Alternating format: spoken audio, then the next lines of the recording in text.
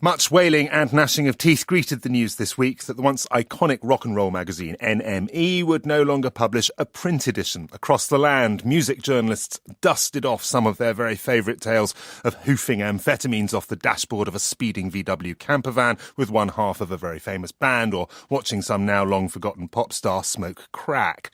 The end of the New Musical Express was hailed as the end of an era, the end of print, and the end of honest rock and roll journalism. Well, up to a point. Luke Haines is a musician, songwriter and author who has been interviewed more than once in the NME, and he takes a rather different view. The truth is that the NME was never much cop. A corporate hack rag, never righteous, owned by IPC, later renamed Time Inc. UK, a company that also punted out a cachet of lad mags and who now also own Horse and Hound, unrighteous. The NME, you see, really was the man in disguise, and by the time last orders had been called on the product placement advertorial frenzy that was the little NME free sheet, the gaff had been blown. The NME lasted 66 useless years. Among the fawn-in remembrances of ancient lick-spit old hacks, you'll hear little of NME from the 50s and 60s. For the Beatles, Stones, Dylan, NME was an irrelevance. The NME really got going during punk, or it would have done had it actually got it at the time.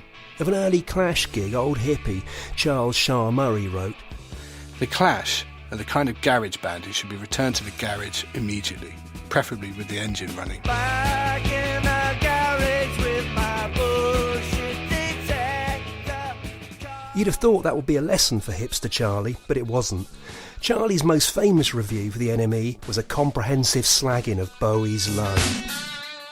Poor old Charlie.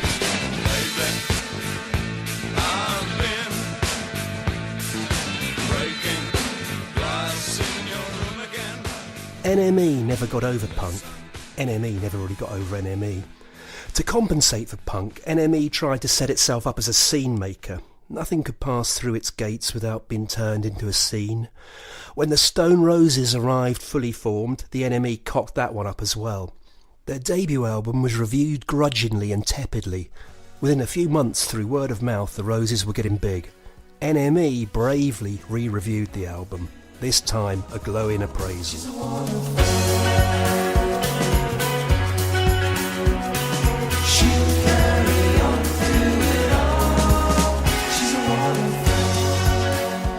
During the 90s and early 2000s, I appeared in the NME a lot. I never received a really bad kick-in, mainly good reviews. My dislike of the whole dismal enterprise goes back to my innate dislike of bullying. NME was a bully, as were many of its writers, albeit wearing the disguise of the nerdy, halitosis breath, BO-ridden, girlfriendless loser. To be in the NME week after week felt like being sent back to the school playground and being hounded for wearing the wrong shoes. The NME wielded a fair bit of power back in the 90s. It could make or break you, and boy did it know it. There have been many fawn-in tributes this week from ex-NME writers who have very little sense of humour, apart from when they retell that great anecdote about Nick Kent being so hungover that he threw up in the office bin back in 1975, again and again. Indeed, there seems to be some mysterious pact that the NME writers have signed where they will never ever say a bad word about the rag.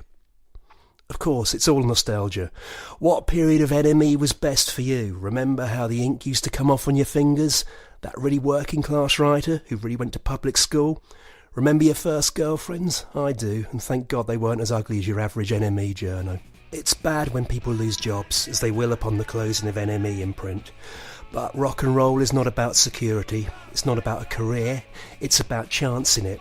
It's for the freaks and the misfits. It's about imagination. Something the NME never, in all its years, once had. Luke Haines there with a big bucket of warm bile for the NME. The programme comes to a happy end with that music. The producers were Duncan Barber and Poppy Damon, the editor Chris Wimpress. I'm Johnny Diamond. Paddy is thankfully back next week. But from